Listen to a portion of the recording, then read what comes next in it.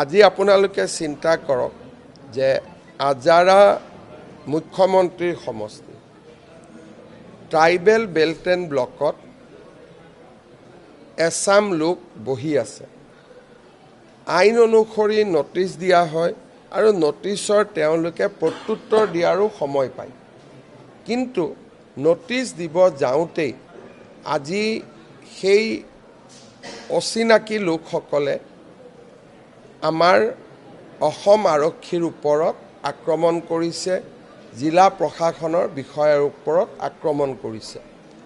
অৰ্থাৎ 1.5 লাখ বিঘা মাটি উচ্ছেদ হোৱাৰ পিছতো এতিয়ালৈকেও বেদখলকাৰীসকল যুঁজ দিবলৈ প্ৰস্তুত হৈ আছে।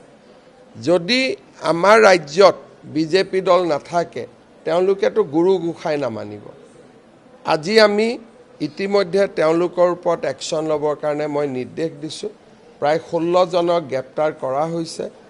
তাত স্থায়ী পুলিচ কেম্প এতিয়া থাকিব আৰু আইন কঠোৰ হৈ আমি বেদখলকাৰীক নটিচ দিম আৰু ট্ৰাইবেল বেল্ট এণ্ড ব্লকৰ পৰা আমি বেদখলকাৰীক উচ্ছেদ কৰিম।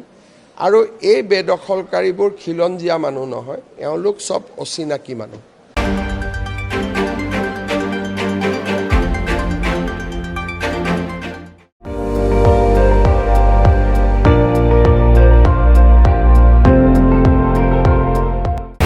আপুনি চাই আছে ND24, সৰ্বশ্ৰেষ্ঠ নহয় সৰ্বোত্তমৰ দৌৰত।